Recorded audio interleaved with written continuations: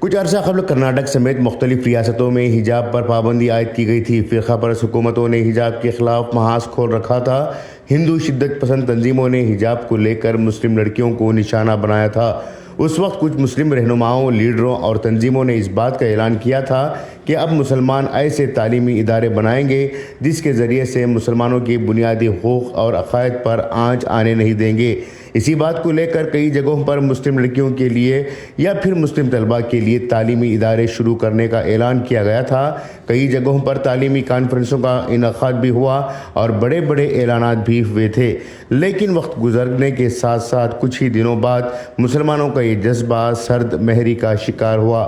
اب نہ تو کسی میں مسلم تعلیمی ادارے قائم کرنے کا جنون دیکھا جا رہا ہے، نہ ہی مسلمانوں کے لیے تعلیمی سہولیات فراہم کرنے کی بات ہو رہی ہے۔ اب سب اپنی اپنی زندگی میں مصروف ہو چکے ہیں۔ اسی طرح سے جس وقت ملک میں کورونا کی وبا پھیلی تھی اور ملک میں افراتفری کا ماحول تھا، اس دوران میڈیا نے کورونا اور مسلمانوں کو جوڑ دیا تھا۔ بھارت کے میڈیا نے مسلمانوں کے خلاف ایسا ماحول پیدا کر دیا تھا کہ مانو کورونا کے وائرس کو مسلمانوں نے ہی جنم دیا تھا اور تبلیغی جماعت کے لوگوں نے کورونا وائرس کو گشت کرتے ہوئے پھیلایا تھا۔ مسلمانوں کو جتنا بدنام کرنا چاہ رہے تھے، اس قدر بدنام کرنے کے لیے میڈیا نے کوئی کسر نہیں چھوڑی تھی۔ ان حالات میں مسلمانوں کا ایک طبقہ پھر جوش میں آیا اور اس بات کا اعلان کرنے لگا کہ اب مسلمان اپنا میڈیا بنائیں گے، مسلمان گودی میڈیا کا بائیکاٹ کریں گے، مسلمان سچائی کو پھیلانے والا میڈیا بنائیں گے۔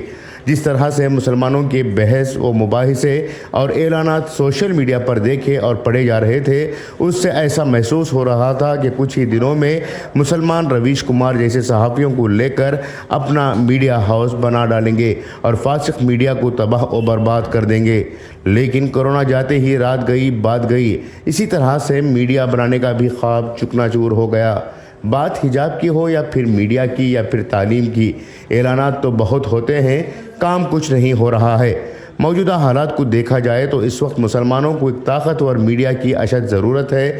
اس میڈیا کے ذریعے سے نہ صرف مسلمانوں کی ترجمانی ہوگی بلکہ ہر اس طبقے کی ترجمانی اور نمائندگی ممکن ہے جو بھارت میں ظلم کا شکار ہے، پسماندہ طبقہ کہلاتا ہے، جن کا اپنا وجود خطرے میں ہے۔ یہودی ہو یا سنگھی، یہ دونوں طاقتیں اس وقت جدید ہتھیاروں سے زیادہ میڈیا کے پروپیگنڈے کی بنیاد پر طاقتور ہو چکے ہیں اور مسلمان سمجھتے ہیں کہ یہ لوگ ہتھیاروں کے بلبوتے پر طاقتور بنے ہیں، جبکہ ایسا ہرگز بھی نہیں ہے۔ یہ لوگ میڈیا کا بھرپور استعمال کرتے آئے ہیں اور کر بھی رہے ہیں، مگر مسلمان صرف اور صرف بیان بازیوں تک محدود ہو چکے ہیں۔ خیر کا کام مسجدوں و مدرسوں میں ہی ڈھونڈ رہے ہیں، جبکہ صحافتی طاقت کو بڑھا کر فرقہ پرستوں کے مد مقابل کھڑا ہونے کے لیے بھی وہ بالکل تیار نہیں ہیں۔ اس وقت مسلمانوں کو چاہیے کہ وہ میڈیا کو مضبوط کرنے کے لیے آگے آئیں، اپنا میڈیا ہاؤس بنائیں۔ اگر اپنا میڈیا ہاؤس بنانا ممکن نہیں ہو پا رہا ہے تو کم از کم موجودہ میڈیا ہاؤس کو طاقت دیں۔ اپنے وقت کی قربانی نہیں دے سکتے ہیں تو کم از کم مال کی قربانی دیں۔ جو میڈیا ہاؤس، اخبارات اور چینل مسلمانوں کے حق میں آواز بلند کر رہے ہیں، ان کا ساتھ دیں۔ یہ نہ سوچیں کہ ان میڈیا ہاؤس کو تعاون کرنے سے کیا ثواب ملے گا اور کیا اجر ملے گا۔